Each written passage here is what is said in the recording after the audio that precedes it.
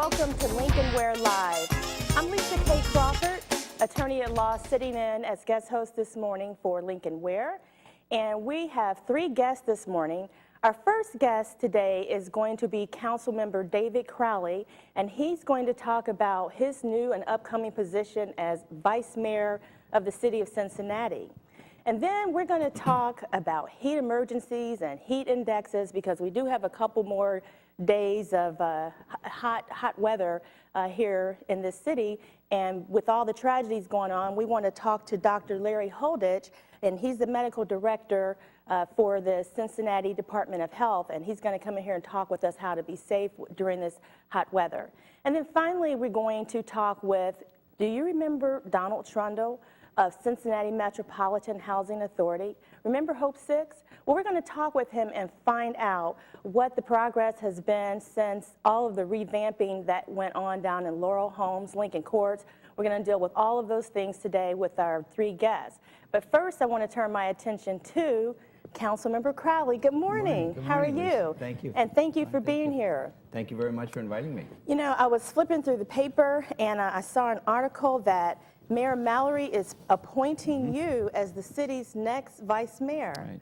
And how do you feel about that? Oh, very good. I'm very pleased. I'm happy that the mayor has thought enough of me to ask me to take on this additional responsibility, and I'm looking forward to working with him. Now, is that going to be more difficult because you're also running as for another term on council? Correct. So Right. you have that task, and Right. then you have this new task of Right. being vice mayor. So how much more difficult is that going to be for you? Well, it's going to be more time consuming.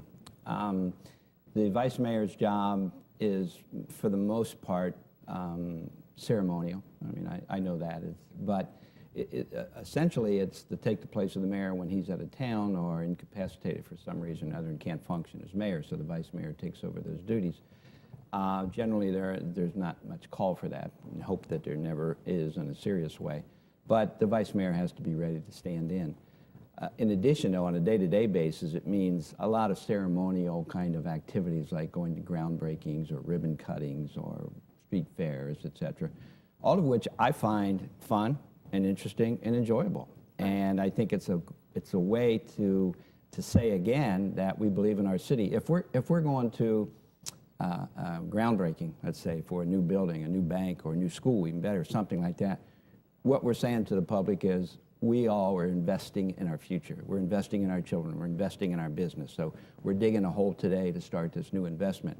If we're going somewhere to celebrate the 75th birthday of a particular business or some other historic event, we're saying we celebrate our tradition, that this place started, this service started years ago, and it continues to serve the city of Cincinnati.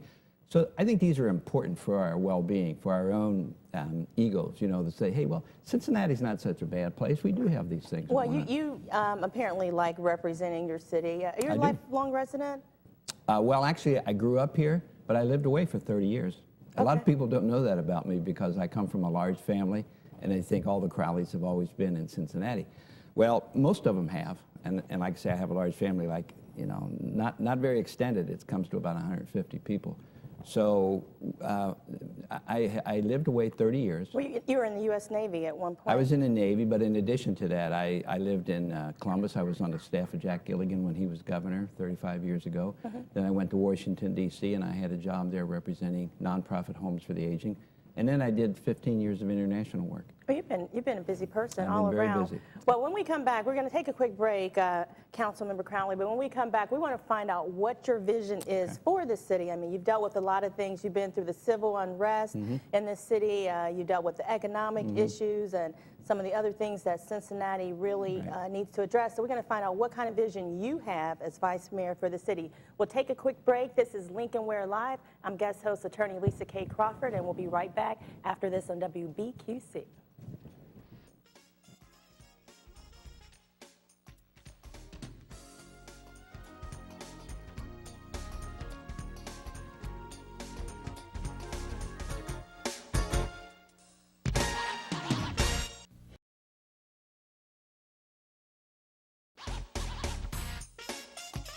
Yeah. Good morning and welcome back to Lincoln Ware Live. I'm Lisa K. Crawford, attorney at law, sitting in, and my guest right now is Councilmember David Crowley, and he's talking about his upcoming position as vice mayor. He's been selected by Mayor Mallory to fill the term of Jim Tarbell, who is going to step down on or after September 3rd, and that's where you come in. Is that correct? Right. All right. Now, before the break, we said we would talk about what your vision is. Right. Now, I think that your position, it does seem ceremonial, but I'm thinking you have to be more aligned politically with the mayor to have been selected by him. Correct, right. And that's very true. The mayor and I have very similar positions on many issues. One of the big things that we'll be facing immediately in September will be action on the Banks project. Thank you. Both the county and the city. We will have been given a plan that has been put together by the Banks Working Group. It'll be up to the city council under the leadership of the mayor, and it'll be up to the county commissioners under the leadership of the president of the commission to adopt these plans, to approve these plans. And they're fairly complex. There's significant funding schemes, there's property ownership, and there's quite a bit of planning and changes that have to take place. But we've been working at this for years, and we got to bring it to a conclusion. It has to come to a conclusion. It I does. mean, a lot of people complain about Cincinnati being a lot slower in that type of progress than what's going on across the bridge there in Newport on the levee. Right. So why isn't Cincinnati? Well, we're a much bigger entity than Newport or Covington is, and not to belittle them, their progress. I'm very happy for them. I don't think it hurts us if Newport or Covington gives something on the riverfront. You know, I think it adds to the total mix of what's going on downtown because it's so close to downtown anyway.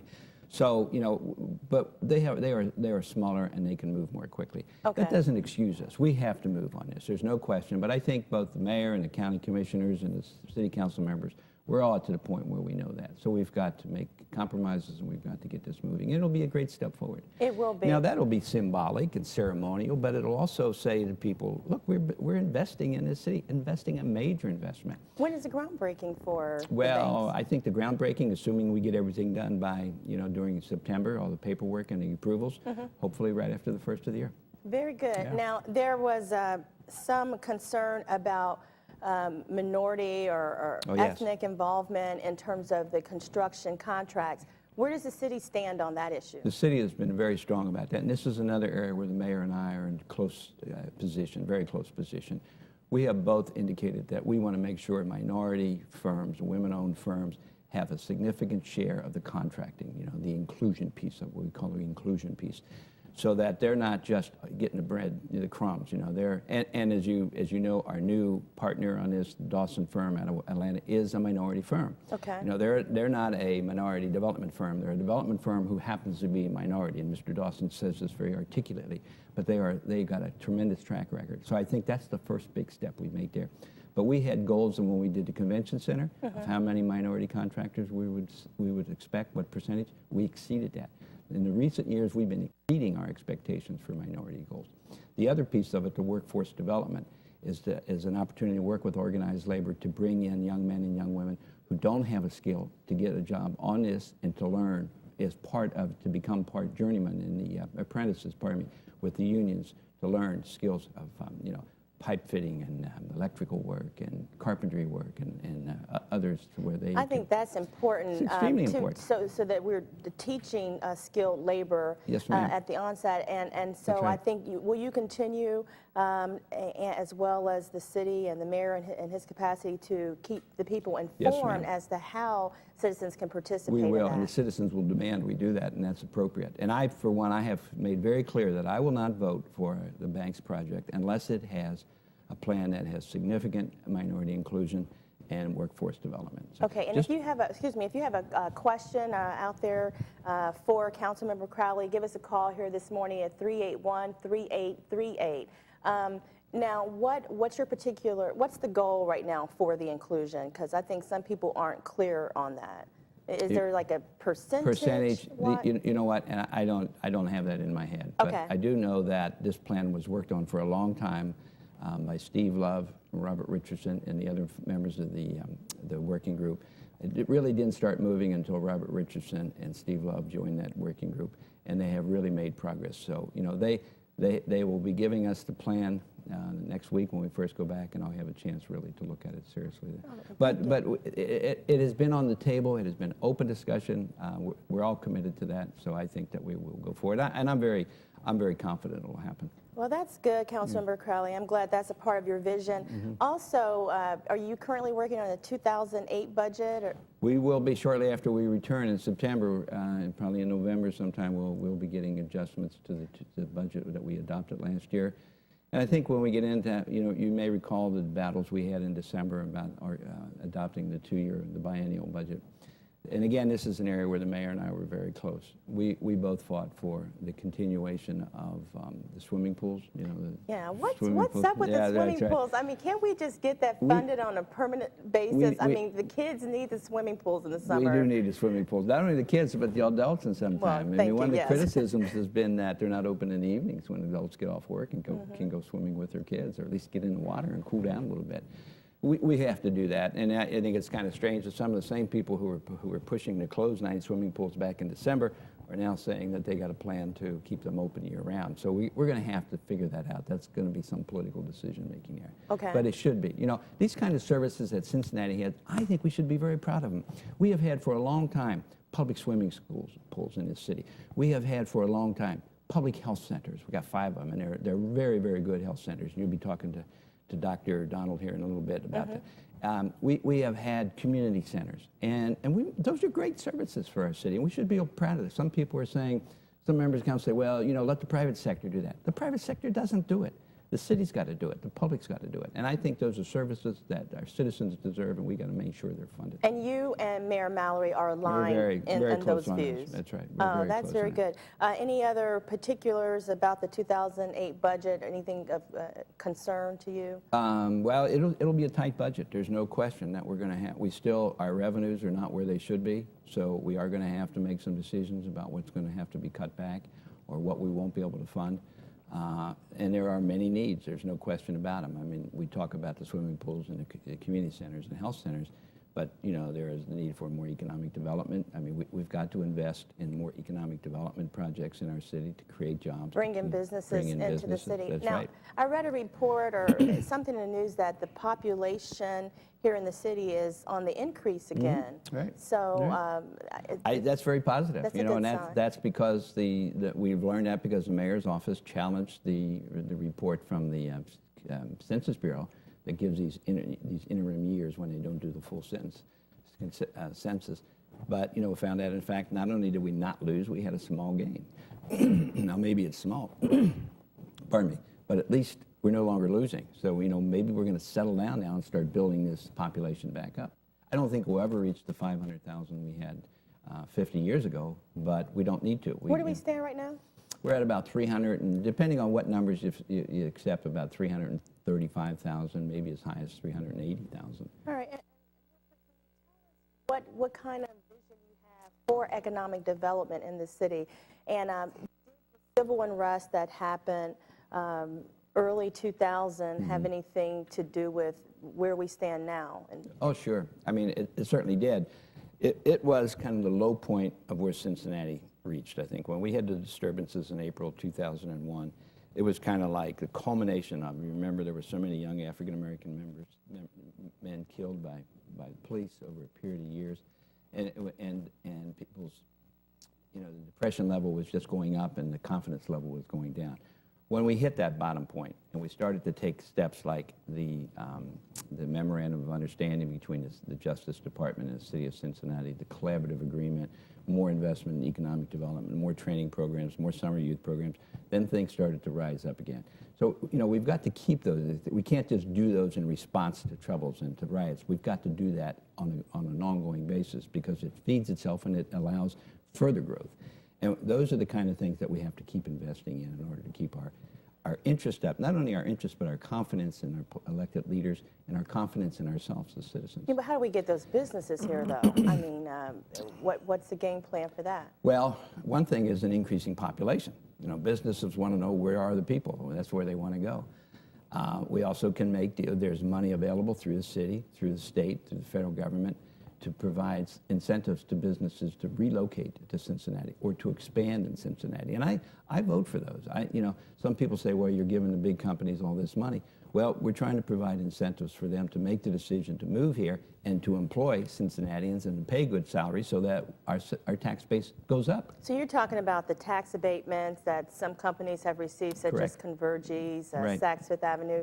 You're generally in agreement with those type of incentives? Generally I am. I voted against the Saks, but I voted for most of the rest of them, for the Kroger garage and for the Convergys plan. And so generally I do. If once I get the details and I see that, in my estimation and in the estimation at most experts, this situation, this action will bring this number of jobs over a period of time. It makes economic sense to me. I'll vote for it. Now, you were very instrumental in the repeal of, was it issue 12? Article 12. Article 12. Right. Can you remind us briefly what that was about, and Right. tell us if you think the repeal of Article 12 will have an impact on stimulating economic growth? It is having an impact. But Article 12 is an article in our state and our city charter that basically said the council is not allowed to take any actions to provide protection for gay and lesbian people. And I thought that was discriminatory, based specifically against gay and lesbian and transsexual people. Plus, it said to those people of that persuasion, look, we don't want you in this city. We don't believe that you're right, and we condemn you, and we don't want you in this city. It was necessary to repeal that so that, because many people, you've heard this concept of creative class. It's Richard Florida, who's a researcher in sociology. What he has found that the people who tend to be gay and lesbian are also extremely creative, business-wise, artistically, musically, and they contribute economically contribute in a great economically way. through their talents. I want to talk about, you said that we're better off because of the repeal of Article 12. We got to take a quick break. When we come back, I want to talk about specifically how we're better off because of that. So we're going to take a quick break? All right, we'll take a quick break. Okay, they'll tell me you can go ahead and finish that thought. I think we're close to our end of our segment. Okay. So basically, how are we better off? Well, first of all, more of these folks have come out of the closet, all right? So they're living with their own homosexual or lesbian lifestyle, openly, and they're not afraid to express it anymore. Now, does that mean they're expressing on street corners? No. What I mean is that they are feeling more creative in producing. Okay, and you have 2 children. You talked about this. Right. I have 4 children, 2 of whom are gay. Okay. All right. Well, let's take a call real quick. Okay. Is this Steve? Yeah. Good morning. Welcome to Lincoln Ware Live. Wow. Good morning. Good morning. Go right Morning. ahead. I'm concerned about the park benches. At the bus stops, there was an article in the paper that they were going to do away with so many of them. And I actually emailed Crowley and a few others, and I never really did find out exactly what they were going to do. They said for a while they were going to get rid of them, and then I didn't hear any more about it. I wonder what the situation is there. Hopefully, they're not going to do anything at all. They're going to leave it like they are. That's what I was thinking back then. Okay. The last thing I heard is that they were going to put park bench type. They're going to spend a lot of money to buy decorative benches. Let's get a response to that. Thank you so much, Steve, for your call. All right. All right. Steve, what about that? You're talking about the benches, not about the bus stops themselves, but about the benches. Yeah, we have been looking at a plan to. There's an arrangement the city has with bench companies that allows a certain number of benches per bus stop, and a lot of those benches have been legitimate, but others have been put up illegitimately. They're just companies come in and put up these benches, and they cause confusion and congestion on the sidewalk, and they're not maintained, they're not well kept.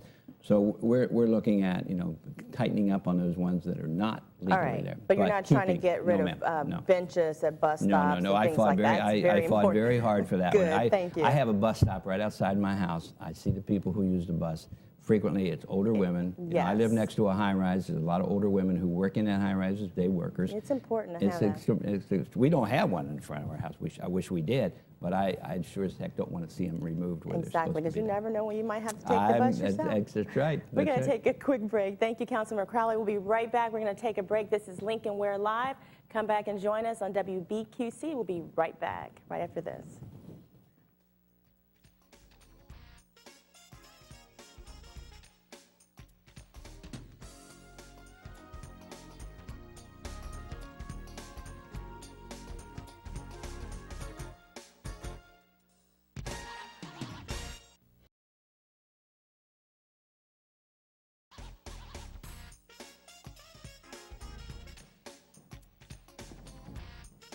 Welcome back to Lincoln Ware Live. I'm Lisa K. Crawford, guest host for Lincoln Ware this morning. And now our guest this morning is Dr. Larry Holditch. He is the medical director. If I didn't get this right, he'll correct me. He's the medical director for the Cincinnati Health Department. And we're here to talk about heat emergencies, heat indexes, and how we can protect ourselves because we may have a few more days of high heat in this summer weather, and so it's still important to talk about that with some of the tragedies that are going on with young people being left in vehicles, babies, with seniors expiring in their apartments. So we're glad to have Dr. Larry Holditch. Thank you so much. Good to be here. Appreciate you being here today. You're the director of the Cincinnati Health Department, is that correct? The medical director, yes. The medical director, thank you. And when we talked on the phone, you were trying to educate me about what makes up the heat index and when it is a heat emergency. Yeah, we call two levels of concern with the heat: a heat alert and a heat emergency. A heat alert occurs when the heat index is above 95 for 2 straight days, and a heat emergency happens when it goes more than 4 days with a heat index of greater than 95 or having a heat index of greater than 105. Heat index is calculated by a combination of temperature and humidity. So it's the way the temperature feels to you. Obviously, a very hot day that's dry, heat index and the temperature will be very similar. If it's very humid, a day when it's 90 may have a heat index of 97, 98.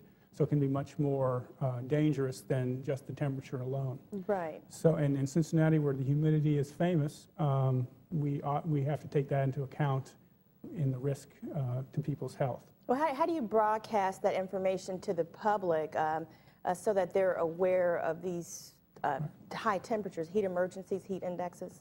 When we have a predicted heat index of 95 or above, we contact both the media outlets in town, the newspapers, the television, radio stations.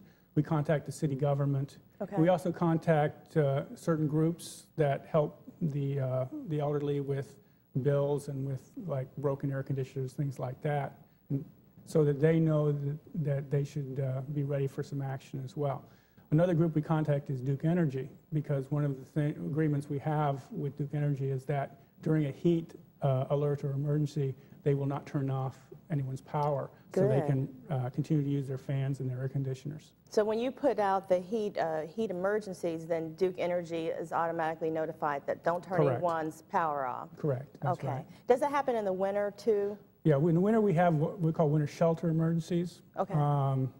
There we're more concerned about people who might be living without heat, without power, and also the homeless population who may be living outside. A lot of them will go to the homeless shelters at that time, but because there's more need for sheltering of the homeless at that time, we open up a special shelter which can hold another 60 to 70 people. And Duke won't turn off the... And also, we contact Duke, and again, they will not turn off the power during a winter shelter emergency. That's very good to know. Now, you hear all of these tragic stories in the news about people leaving babies in cars while they run into the store and shop, and then they come out and find that tragically, a child has died. What is the actual cause of death in those cases? Well, usually the cause of death in those cases is hyperthermia or elevated body temperature. When a person's body temperature gets into the 105 and above range, it causes cellular damage. And unfortunately, the first cells that are often damaged are the brain cells. Okay. So, and this can happen in a relatively short period of time in a hot vehicle. How short a time? Because, Well, I mean, we've heard stories about babies being left in vehicles for 8 hours or longer. It's a very long time. Probably, if you have a temperature of 90 in a car, you probably get temperatures in the 140 range inside the car within half an hour. So, if the sun's shining and beating down on the car. So, these are very dangerous temperatures, especially for the very young. In general, our advice is never, ever leave a child in a car, never leave a pet in a car for any period of time whatsoever in any kind of weather or temperature, especially in the heat, especially in the cold. but the devices just don't do it at all. Okay, and I think some people might think, well, if it's not so hot, like maybe if it's 70 or 60s, that's probably more safe than 80s or 90s. Is that true? Even temperatures in the 70s on a sunny day, temperatures in the car can get well over 100. So they can be dangerous to a small child. So, but our advice is just never do it in any circumstances. Even in a normal day, kid can get up, hit a piece of equipment, send the brake off, cause accidents in that way. So again, I can't stress that enough. That it's never safe to leave a child in a car unattended. Never. That's correct. Okay, and we also heard tragically, Dr. Holditch, about cases where seniors have expired in their apartments because of the high temperatures, and maybe those are cases where there's no air conditioning. What can one do to protect themselves in those cases? I think of our advice as, protecting yourself, protecting your family, protecting others, and then sort of protecting your pets. But they're all important. The first thing you do is protect yourself. Obviously, one of us drink a lot of fluid. And any day that's very hot, and we tell people to avoid fluids with caffeine and fluids with alcohol, because both of those will actually make you more likely to get dehydrated, and can also, alcohol can even interfere with your body's ability to deal with temperature. So a lot of fluid, and we're talking, if you're normally supposed to drink 5 or 6 glasses of water a day, at least twice that. Oh, okay. If you're out working in the heat, you may need to drink half quart to quart water an hour to keep ahead of your sweat. Because then also, people who exercise, sports teams, we recommend that they don't do it in the heat of the day, that they either do it early in the day before the temperatures get high, or after sundown, when the temperatures tend to be a little bit lower. And we had a call here from Adrian. Good morning, Adrian. Welcome to Lincoln Ware Live. Go right ahead with your question for Dr. Holditch. Yes, I was just wondering. He was talking about never leaving a child in a car, and there's a assistant principal in Glen Estee, and as of yet, she has not been charged for leaving that baby in the car, and it was over hours. And I'm just wondering, what is the big issue? The woman killed she killed her daughter leaving it in the car. And why isn't this baby, why is something done with this woman? Okay, and thank you so much for your concern. I think a lot of people have that concern. I mean, certainly she suffered. You agree with that, Dr. Holditch, already? It was a terrible tragedy. This woman suffering, I'm sure, by the loss of her child. It was a terrible accident. I think the legal questions are being addressed by the prosecutor in Claremont County. He's planning to bring this to a grand jury. It was an accident, but if that happened in the black community, that woman would be sitting in jail to this day. Well, and it does, just because Claremont County might be moving a little slowly with their grand jury proceedings does not mean that ultimately she will not be charged. It's just that some people feel that justice doesn't seem to be as swift, and it might be because there's a greater sympathy factor. I don't know what those factors are, but I think everyone will stay tuned to that. Don't you, Adrian? Yes, I do. Well, I can understand the sympathy for the woman. She lost her child, but she just made a grievous error by even having that baby in that car and going in that school without taking that baby to the babysitter or whatever. I agree. I think we're all in agreement on that. Yeah, Adrian, it's hard to disagree with you there. Thank you for your call, though. Thank you. All right. Yeah, that's the tragedy about situations like that. But, and we're not here to judge anyone, and thank God you're here just to give that basic information. I mean, but isn't it kind of common sense? I think that's where Adrian is kind of getting to. Isn't it a common sense thing? You don't really have to know the actual heat index to know that it's safe. It's unsafe to be outside in this weather or to leave a baby in it. Yeah, I don't think there's any doubt in that. And again, as I said before, there's never a time when that's a safe thing to do. I can't really comment on the individual case outside of a jurisdiction, and there are legal issues which are being addressed by the prosecutor in Claremont County.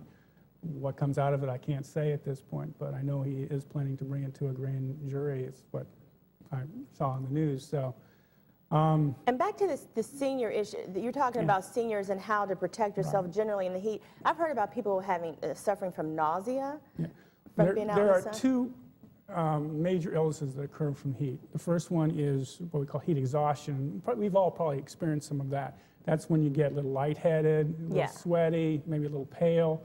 You feel maybe a little nausea, and the advice there is get out of the heat, get into air conditioning, cool into the water, drink a lot of fluids, and get out and stop your physical activity. The more serious is heat stroke, which causes elevated body temperature, mental confusion, and ends up with risk of death. Okay, and elevated body temperatures meaning greater than 98.6? Yeah, we're talking into the 100 to 105 range. All right.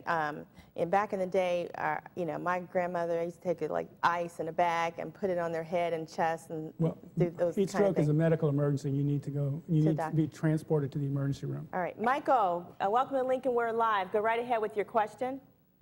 Yes, I was asking about the situation with the lady, about the child in the car, and I was saying that everybody have mistakes like that, but the lady in Lincoln Heights had a dog in her yard, and it was a pit bull, and they arrested her real quick off the charge, just like me going to child support getting accused of something that I wasn't legally charged with. What I'm trying to figure out is when is they going to get everything, you know, when you're not charged, off your records, or why do you have to go to jail before you get proven innocent on petty misdemeanors?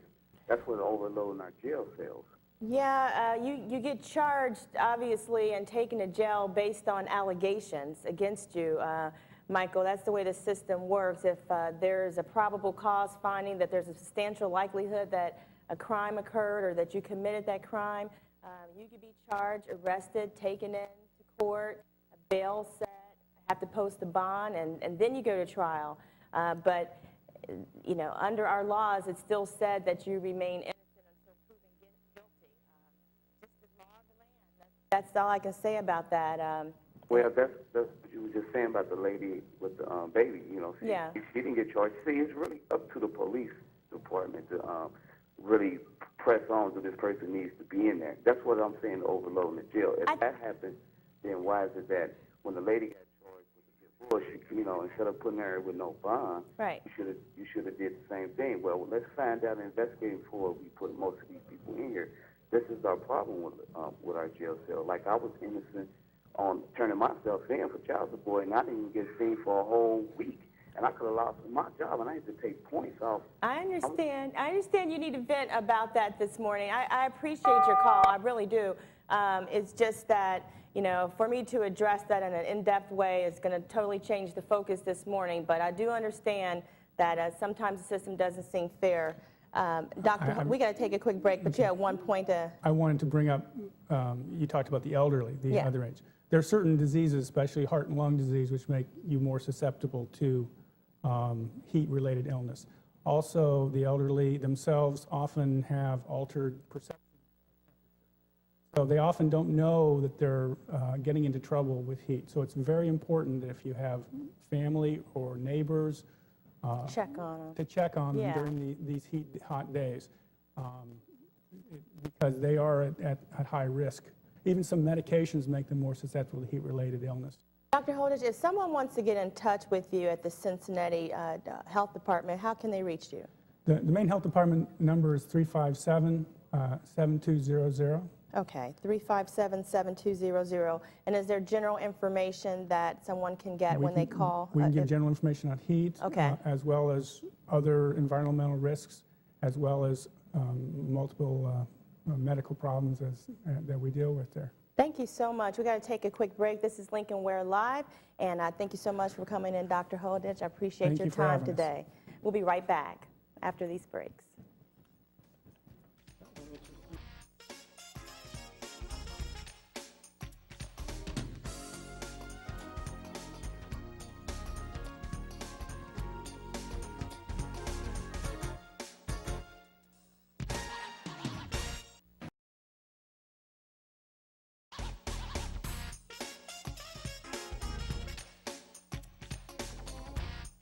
Welcome back to Lincoln Ware Live. I'm Lisa K. Crawford, attorney at law, guest host today for Lincoln Ware. My guest at this time is Mr. Donald Trundle. He's the executive director of the Cincinnati Metropolitan Housing Authority, here to talk about Hope 6 and the aftermath of that. I think a lot of people remember that project when it was going on back in the late 90s, and a lot of people were moved out of the low-income housing and Lincoln Court. Some of the other ones, Donald Trump will have to help me with. I think English Woods was a part of that. Lincoln Court, what was the other one? Laurel Homes. Laurel Homes, how can I forget Laurel Homes? Welcome to the show. Thank you so much for being here. Yeah, so you've been in this position as executive director since 1994, correct? Yes, ma'am. All right, so somewhere late 90s, there was this Hope 6 project that, what happened? You applied for some grant for this project to create mixed housing, a combination of low income and moderate, or I'm sorry, and private housing?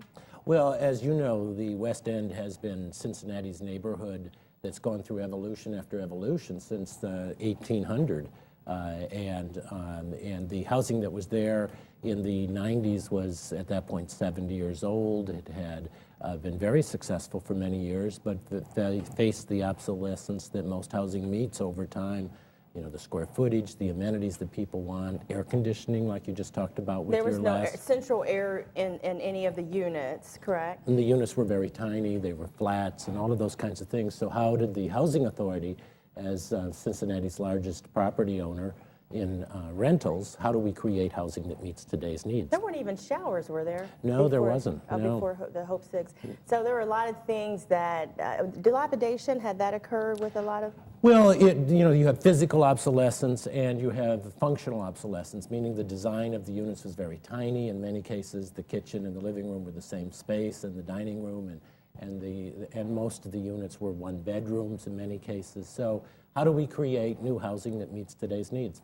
And that was the goal back in the late 90s with Hope 6. That's always CMHA's goal. How do we revitalize our apartment communities to meet today's families' needs? All right, well, we're going to talk more about that right now. We have a call from Steve. Steve, welcome to Lincoln Ware Live. Go right ahead. Is this Steve? I'm sorry, where are you from? Do you have a question for Dr. Trundle? I'm Doctor. Thank Donald Trump. Donald Trump, no. Donald Trundle.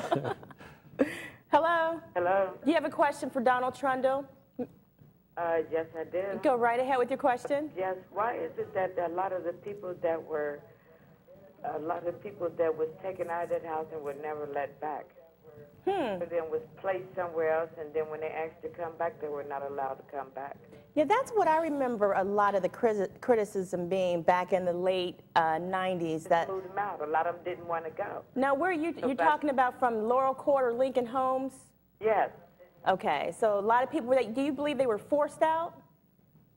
Well, they wasn't really forced out because it needed to be updated. Okay. The thing was allowing them to come back when they got finished remodeling. When they got finished remodeling everything, they didn't really want to let them come back because, see, they started doing all kinds of investigations and police reports for everybody, kids, babies, and all that stuff. That started a big confusion. What about that, and they Mr. weren't allowed to come back. Do you know what she's talking about in that regard? Of course I know it. Thank you for the call, by the way. One of the things that happened is that this was done over a 10-year period and was done in phases. So anybody who wanted to stay in the apartment community was able to stay, since, because of the long time it took to do it and the various years of funding.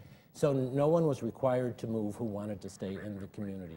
Any resident who selected to stay and any resident who abided by their lease was able to stay, and so many, many families stayed. But the other opportunity for many families was to move to wherever the other public housing that CMHA had and other assisted housing. So for most people, it was a chance of a lifetime to see their community, their home that they had lived in for many years in certain cases, and for some cases. There's still people out there that still haven't been allowed to come back.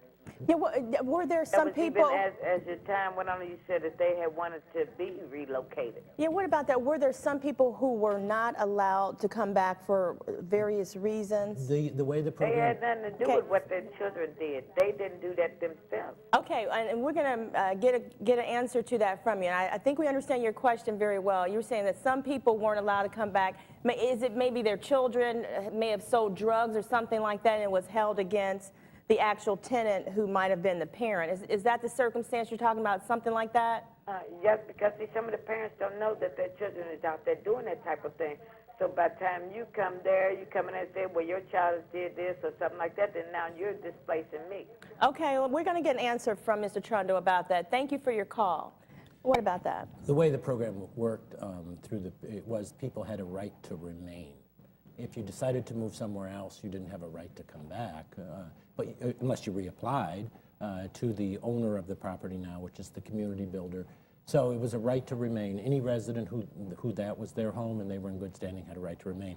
On a broader level, CMHA is very stringent on our resident intake. If you live with us, you want your next door neighbor to be a person who's going to follow the rules, who's going to allow you to have the quiet enjoyment of your own home, and it's not going to be disturbing your peace. So the caller's quite right that we are very stringent in checking people's past behavior to see if they qualify for housing with CMHA. Okay, let's take another call. Is this Steve? Welcome to Lincoln We're Live. I hope I got your name right. Steve, that's right. Go right ahead with your question. I was wondering if this is the fellow that is in charge of the demolition of property, like English Woods, if he would be the one that made the determination to tear down those solid brick buildings. I think that would be you. Yeah, that is CMHA. You have a question about that? Yeah, I'm wondering why they decided to destroy those perfectly good buildings. Well, I think it's the complexity of this, and I think you're touching it right on the head, Steve. Is these buildings were built in 1940, as you said earlier. They didn't have central air conditioning. They didn't have showers. The square footage was tiny. They had lead-based paint. They had asbestos in them. They, in many cases, hadn't been modernized. At English Woods, there are 2 other CMHA apartment communities that still are there. Okay. And those are in very good shape. It's our 5th largest public housing site, 258 units. Which one is that one? The high-rise building at English Woods and Okay. English Woods Addition, really wonderful townhouses from the 70s that really fit the quality issues that CMHA struggles with on a daily basis. But the units were solid. Your caller's quite correct, but they were totally obsolete. They had all the issues that I just talked about, and the concentration of low-income people in one neighborhood is not consistent with CMHA's desire to provide the kinds of diversity of housing options. We just purchased 117 units outside the city in neighborhoods where we're building a 100-unit elderly building right now in Springdale, I'm sorry. So physically, Steve is right that there was nothing physically wrong with the structures. They were sound structures, but for all the other reasons that you just talked about, that's why they had to be torn down. Well, I wonder what they're going to replace them with. Are you going to replace English Woods with anything else? No, unfortunately, we tried to pursue Hope 6 funding, and because of the controversy at the time, we were not successful. But actually, the plan for English Woods was to build this 100-unit building at Baldwin Grove. It'll be done, and people will be moving into it in October. Okay. So even though we didn't get federal funds to do it, the plan was to buy the additional units scattered throughout the county, and that's happening. Baldwin? Intend to do with the property. We don't know. We don't know. At this point, we have no plans for the site other than to take down the properties. And the other 2 apartment communities that I mentioned at the site, we've put lots of money into them, as we have put $250 million into CMHA's properties across the board. So the 2 other apartment communities that make up English Woods at the present time will continue to exist. Steve, what's your problem with that? Or what's your concern?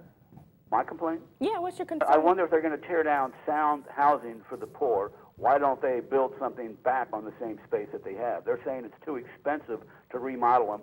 Fine, build new ones. I think that's not so. I think they just want to move them out.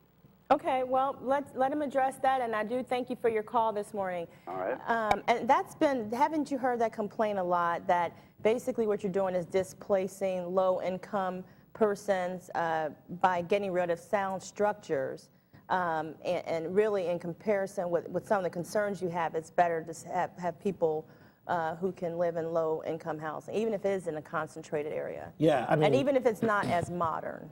I mean, sound structure with asbestos in it, a sound structure with lead-based paint, a sound structure without air conditioning, a sound structure without proper square footage, a sound structure without the kinds of amenities that people want, a sound structure on a site that's really, really dense, I mean, so, you know, fundamentally, the apartments did not meet the quality of housing that CMHA provides. CMHA has expanded its portfolio of housing. CMHA's business is affordable housing. It will always be affordable housing. Where did those people go, though? They had the right to move to other CMHA public housing apartment communities or to stay on the site and move to the other apartment communities there. CMHA took care of every family that and met with them over and over again. We had staff work with them on relocation. They are our customer. They still are our customer if they wanted to be. All right. Caller, go right ahead. You have a question for Mr. Trundle? Yes. Go ahead. Yes, I was wondering, will they be able to supply housing for people like maybe got in trouble and it's been like 5 to 7 years later, and also like if you owe some Metropolitan housing money in the past, is it in kind of way they can pay it off and still qualify to get the housing? Yes, we're taking applications 5 days a week at 1635 Western Avenue. For some types of our housing, the waiting lists are very short. So come to our leasing office and apply. We will do an extensive reference check. We do look at the habitual nature of people's past behavior. We admit lots of people. On the question on owing CMHA money, you will have to pay that before we can begin to process your application. Those are the kinds of resources that we use to fix up people's apartments, keep the lights on, and all of those kinds of things. You're not charging interest, are you? No, we don't charge interest. So, caller, if you can come up with the money that you owed in the past, and they'll take a look at your record and see what that was. And what if he has been in trouble 5 to 7 years ago? What type of trouble, caller? It was, I think I got receiving and maybe a credit card fraud. So a theft type offense, Mr. Trundle, he had a theft type offense 5 to 7 years ago and nothing since then, correct? Right. Nothing. I ain't had nothing in about 5 or 7 years. Right. Well, on that side, sounds like you've made the change that you needed to make. We're also going to look at your history with past landlords and see if other people have evicted you. Never been evicted. You know, sounds like you're looking good all the time here then. Why don't you go ahead and get down there to 1635 Western Avenue and get an application in? Is that what he needs to do? We're the largest property management company in Hamilton County, and we'd love to have you apply with us, and hopefully you qualify. Okay. Thank you for your call. Thank you. All right, give us a call at 381-3838 if you have a question for Mr. Trundle. He's the Executive Director of Cincinnati Metropolitan Housing Authority. Caller, go right ahead. Hello? Hello? Do you have a question? Yes. Okay, go ahead with your question, please. I would like to know if that pertains only to Metropolitan. If what pertains only to Metropolitan? This thing about reporting landlords to the health department and stuff, because I'm being evicted for that. I'm handicapped, and I have leakage up under my kitchen sink, which hits the floor. I'm walking on a cane. Water coming from the laundry room into my kitchen sink, and also leakage in my bathroom. And are you in Metropolitan Housing? No. Oh, you're not. That's the reason why I asked. Was this only pertaining to Metropolitan?